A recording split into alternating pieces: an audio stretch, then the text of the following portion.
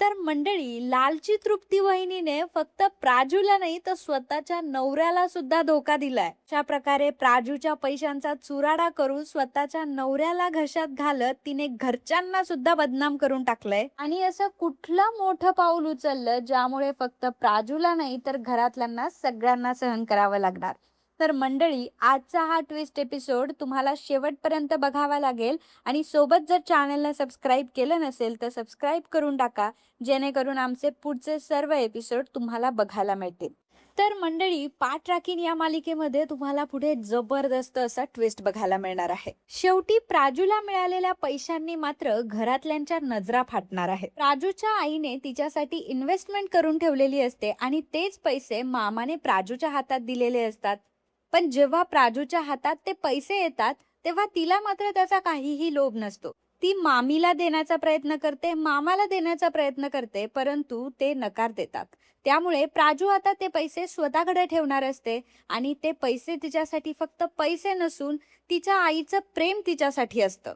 कपाटात ते पैसे ठेवून आता प्राजूने ती चावी भाग्याकडे दिलेली असते. हे सगळं बघितलेलं असतं तृप्तीने. तृप्तीचा डोळा प्राजूच्या त्या पैशांवर असतो, पण चावी आता भाग्याकडे असते. त्यामुळे चावी हातात येणं अवघड असतं. राजूचे पैसे ढापण्यासाठी आता तृप्ती वहिनीने खूप मोठा प्लॅन रचलेला असतो आणि त्या प्लॅनची सुरुवात ती कौस्तुभ पासून करते. मंडळी, तुम्ही आपले व्हिडिओ तर बघताय परंतु चॅनलला सबस्क्राईब करत नाही, याचं मला खरंच खूप वाईट वाटतं. माझी तुम्हाला विनंती आहे की तुम्ही जर आता हा व्हिडिओ बघत असाल तर प्लीज चॅनलला लगेच सबस्क्राईब करा, कारण पाठ राखीन या मालिकेचे ट्विस्ट एपिसोड आणि पुढे टुडेज एपिसोड तुम्हाला याच चॅनलवर बघायला मिळणार आहे. कौस्तुभची बरोबर दुखती नस ती दाबते आणि त्याला बरोबर जाळ्यात ओढते. त्याला ती म्हणत असते की मला तुझी खूप काळजी वाटते रे कौस्तुभ. अरे, तू एवढं कष्ट करतो परंतु तुझ्या कष्टांना मात्र यशच मिळत नाही. आणि किती दिवस तू एमआरची नोकरी करणार आहे, त्यातून धड पैसेही मिळत नाही आणि काहीच नाही. मला तुझा बिझनेस चालू झालेला बघायचा आहे, मला तुला पैसे कमवताना बघायचंय. तेव्हा कौस्तुभ म्हणतो की हो, मलाही तेच वाटतं, पण काय करणार, बाबा ऐकतच नाहीये आणि बाबा मला बिझनेससाठी पैसेच देत नाहीये. तेव्हा तृप्ती त्याला म्हणते की अरे, बाबा तुला पैसे देत नाहीये, परंतु एक कळतंय का तुला, प्राजूला तिच्या आईने जी इन्व्हेस्टमेंट करून ठेवली आहे त्याचे पैसे तू वापरू शकतो. तेव्हा कौस्तुभ म्हणतो की तुला काय वेड लागलंय का, प्राजूचे पैसे मी जर घेतले तर बाबा मला बोलणार नाही का, आणि प्राजू मला का पैसे देईल एवढे सगळे, तिच्या आईने तिच्यासाठी इन्व्हेस्टमेंट करून ठेवले. तृप्ती म्हणते की अरे, हाच तर गेम आहे. तुला माहिती आहे ना, प्राजू खूप साधी भोळी आहे, तिला जर तू म्हंटला तर ती लगेच पैसेही देऊन टाकेल. कौस्तुभ म्हणतो की नाही नाही नाही, हे तर माझ्याच्याने होणार नाही. तर तृप्ती म्हणते की तू एक काम कर, तुला जर भीती वाटत असेल तर सगळ्यात पहिल्यांदा तू बाबांशी बोल आणि तुला बिझनेससाठी पैसे हवे आहे आणि कशा प्रकारे प्राजूचे पैसे तू डबल करून देऊ शकतो, ज्यामुळे तिलाच फायदा होणार आहे, ही गोष्ट बाबांना समजून सांग. मग बघ बाबा काय बोलताय ते. आता तृप्तीचं हे म्हणणं कौस्तुभला पटलेलं असतं. मग कौस्तुभ आता बाबांशी बोलायला जातो. बाबांना तो म्हणतो की बाबा, हे बघा, प्राजूचे पैसे आहेत, ते पैसे घेण्याचा माझा उद्देश नाही, परंतु माझा उद्देश ऐका तर. मला असं म्हणायचंय की प्राजूचे पैसे जर आपण FD केलं किंवा मग घरातच ठेवले तर ते पैसे वाढणार आहेत का? त्यापेक्षा मी बिझनेसमध्ये लावतो, तेवढेच 2 पैसे वाढतील, यामुळे प्राजूला सुद्धा फायदाच होणार आहे या गोष्टीने आणि मलाही बिझनेसला फायदा होईल, याचा विचार करा. परंतु बाबा मात्र त्याला नाही म्हणून सांगतात. बाबा त्याला सांगतात की ते पैसे प्राजूचे आहेत आणि त्या पैशांचं काय करायचं हे प्राजूच ठरवणार. आणि कुठल्याही बिझनेसमध्ये पैसे डबल ज्याप्रमाणे होण्याची उमेद असते, तसे सगळे पैसे बुडण्याची सुद्धा उमेद असते. त्यामुळे तुझे हे प्लॅन्स मला अजिबात सांगू नको. कौस्तुभला तोंडावर त्यांनी नाही सांगितलेलं असतं. कौस्तुभ रूम मध्ये येतो आणि तो तृप्तीला सांगतो की बाबांनी मला तोंडावर सांगितलंय की प्राजूचे पैसे घ्यायचे नाही, तिच्या पैशांचं काय करायचं हे ती ठरवेल.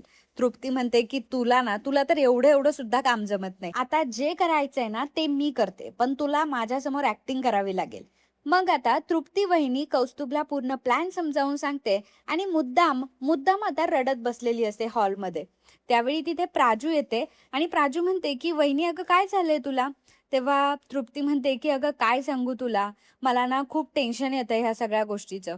अगं, कौस्तुभ एवढं नोकरी नोकरी करतोय परंतु नोकरीतून त्याला काहीच पैसे मिळत नाही अगं. त्याला त्याचा बिझनेस टाकायचा आहे, त्याला मोठं व्हायचंय, परंतु बाबा सुद्धा त्याला पैसे देत नाहीये बिझनेससाठी. आणि मला त्याची बायको असल्याचा खूप वाईट वाटतंय, की मी सुद्धा काही करू शकत नाहीये त्याच्यासाठी. राजू म्हणत असते, की "अगं वहिनी काळजी करू नको. दादाला काही ना काहीतरी नोकरी भेटेल चांगल्या पगाराची." तेव्हा तृप्ती म्हणते, की "अगं काय करणार? बघ ना तू एवढ्या दिवसांपासून कौस्तुभ ट्राय करतोय, परंतु चांगल्या पगाराची नोकरी सोड.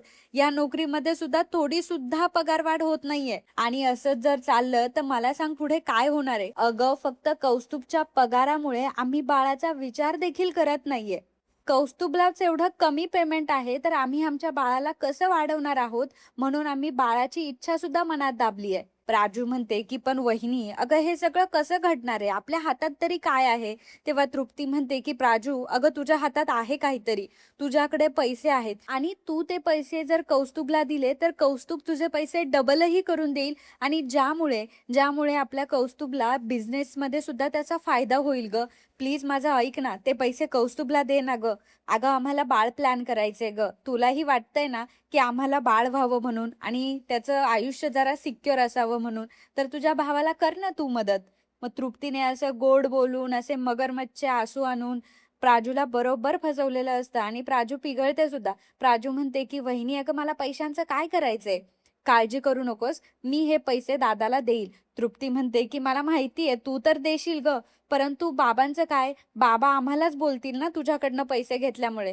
त्यामुळे तू एक काम कर, तूच बाबांना सांग या सगळ्या गोष्टी." प्राजू म्हणते, की "काळजी करू नको, मी सांगते बाबांना." मग प्राजू आता मामांना भेटते. मामांना ती म्हणत असते, की "मामा मला एक गोष्ट सांगा, की पैसे महत्त्वाचे की फॅमिली महत्त्वाची?" तेव्हा मामा म्हणतात, की "हा काय प्रश्न झाला? ऑब्व्हियसली फॅमिली महत्त्वाची आहे." मग प्राजू म्हणते, की "मग तुम्ही हा विचार मला का करू देत नाहीये? माझ्याकडे जर पैसे आहे आणि दादाला जर बिझनेससाठी पैसे हवे, तर तुम्ही मला देऊ का देत नाहीये?" तेव्हा मामा म्हणतात, की "खबरदार जर पुन्हा असा विचार केला तर.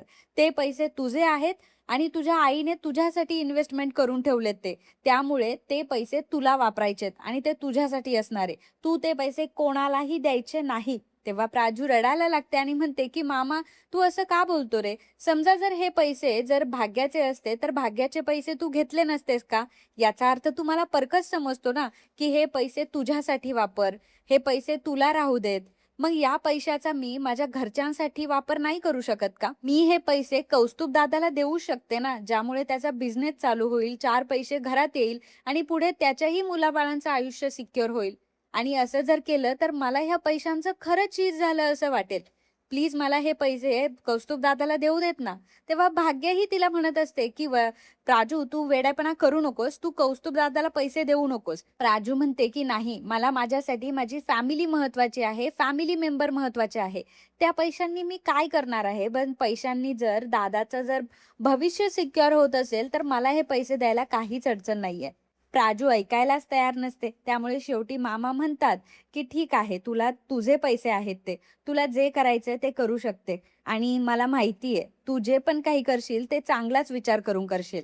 त्यामुळे मामा आता प्राजूला परवानगी देतात, की "तू ते पैसे कौस्तुभला देऊ शकतेस त्याच्या बिझनेससाठी." आता जेव्हा ही गोष्ट प्राजू आता तृप्ती वहिनीला सांगते, की दादाला पैसे देण्यासाठी मामा तयार झालाय, तेव्हा तृप्तीला खूप आनंद होतो. कारण आता एकाच वेळी एवढे पैसे मिळणार आणि यामुळे आता आपला खूप फायदा होणार. कौस्तुभला सुद्धा या गोष्टीचा खूप फायदा होणार. यामुळे तृप्ती वहिनी खूपच खुश झालेली असते. ज्यावेळी प्राजू तिथून निघून जाते, पण त्यावेळी नेमकं होतं असं, की तृप्ती वहिनीला त्या सोनाराचा फोन आलेला असतो, ज्याच्याकडून तिने 3.5 लाखांचं लोन घेतलेलं असतं आणि तो आता तृप्तीला धमक्या देत असतो, की "जर तू मला माझे पैसे नाही दिले, तर मी आता तुझ्या सासऱ्याला येऊन सगळं काही खरं-खरं सांगेल, की तू माझ्याकडून 3.5 लाखाचं लोन घेतलंय आणि तू भरत नाहीये ते." तर तृप्ती त्याला म्हणत असते, की "प्लीज मी तुमच्या पाया पडते, पण असं काही करू नका. मला खूप प्रॉब्लेम क्रिएट होतील. मी लवकरात लवकर तुमचे पैसे देण्याचा प्रयत्न करते." आता तृप्तीकडे दुसरा कुठलाही पर्याय नसतो आणि तृप्तीला लवकरात लवकर त्या सोनाराच्या कर्जाचे पैसे द्यायचे असतात. त्यामुळे तृप्ती आता एक घाणेरडा गेम खेळणार असते. ते म्हणजे कौस्तुभसाठी लागणारे पैसे आता ती स्वतः घशात घालणार असते आणि यासाठी तिने खूप मोठा प्लॅन बनवलेला असतो. ज्या कपाटामध्ये पैसे ठेवलेले असतात त्याची चावी ही भाग्याकडे असते. त्यामुळे भाग्याच्या रूममध्ये जाऊन चावी काढून बरोबर तिने आपल्याकडे ती ठेवलेली असते. आणि नेमकं होतं असं की त्यावेळी भाग्या आणि प्राजू दोघीही बाहेर चाललेल्या असतात. जेव्हा त्या दोघी जणी बाहेर जातात तेव्हा सगळ्या गोष्टींचा आडोसा घेऊन आता तृप्ती वहिनी ही प्राजूच्या रूम मध्ये जाते आणि कपाटातून पैसे काढण्याचा प्रयत्न करत असते. पण होतं असं की त्यावेळी प्राजू पुन्हा रूम मध्ये आलेली असते, कारण प्राजू तिची पर्स विसरलेली असते. जेव्हा ती येते तेव्हा सगळ्या रूम मध्ये पसारा असतो, पण ती विचार करते की आता मला जायचंय बाहेर, त्यामुळे मी याकडे लक्ष देत नाही. पर्स घेऊन ती लगेच बाहेर जाते. त्यावेळी त्यावेळी तृप्ती वहिनी तिथेच लपून बसलेली असते. प्राजू आणि भाग्या जेव्हा बाहेर निघून जातात तेव्हा मात्र तृप्ती वहिनीसाठी रान मोकळं असतं आणि तृप्ती वहिनी आता कपाटातून ते प्राजूचे पैसे काढते आणि तृप्ती वहिनीने ते पैसे अक्षरशः चोरलेले असतात आणि ते पैसे हे प्राजूचे असतात आणि स्वतःसाठी तिने काढलेले असतात. जेव्हा प्राजू आणि भाग्या घरी येतात तेव्हा कौस्तुभ हा प्राजूला म्हणतो की प्राजू, तू मला ते पैसे देणार होती ना, म्हणजे मला माझं काम लवकरात लवकर सुरू करायला. प्राजू म्हणते की हो दादा, मी लगेच पैसे घेऊन आले. प्राजू पैसे आणायला जाते, परंतु आता त्या कपाटामध्ये 1 रुपया सुद्धा नसतो. सगळे पैसे गायब असतात. प्राजू रडत रडत बाहेर आलेली असते आणि रडत रडत ती म्हणते की कपाटातून पैसे चोरीला गेलेले आहेत, कपाटात पैसेच नाहीये. ही गोष्ट ऐकल्यावर आता घरात एकच खळबळ उडते की पैसे गेले तर गेले कुठे. कौस्तुभला जे पैसे मिळणार होते तेही आता मिळणार नाही. या सगळ्यामध्ये फायदा केलेला असतो तो तृप्ती वहिनीने, तेही तिच्या स्वार्थासाठी, कारण तिला तिचे कर्जाचे पैसे भरायचे असतात म्हणून तिने प्राजूचे पैसे चोरलेले असतात. पण घरात सगळी माणसं असताना पैसे गेले कुठे हा प्रश्न आजीला पडलेला असतो. त्यामुळे आजी म्हणते की घरातलाच कोणीतरी चोर आहे, घरातल्याच कोणीतरी व्यक्तीने पैसे चोरलेले आहेत आणि आता या चौकशीसाठी आपल्याला घरी पोलीस बोलवावेच लागतील. आणि ती मामांना सांगते की तू एक काम कर, तू लवकरात लवकर पोलीस घेऊन ये आणि घरातलाच कोणीतरी चोर आहे असं ती डायरेक्ट ठामपणे सांगते. त्यावेळी मात्र तृप्ती वहिनीला चांगलाच घाम फुटलेला असतो, कारण पैसे तिच्याकडे असतात आणि ते पैसे घरातच असतात आणि तिला आयडियाही नसते की घरी पोलीस वगैरे येतील. तर आता पुढे काय होतं, तृप्ती वहिनीची चोरी पकडली जाणार का आणि ती कशी पकडली जाईल, या सगळ्या प्रश्नांची उत्तरं तुम्हाला आपल्या पुढील ट्विस्ट एपिसोडमध्ये बघायला मिळणार आहे. त्यामुळे आपल्या चॅनलला लगेच सबस्क्राईब करून ठेवा, बेल आयकॉनवर क्लिक करा, जेणेकरून आम्ही जेव्हा पण कधी एपिसोड टाकू त्याचे नोटिफिकेशन तुम्हाला मिळतील. धन्यवाद.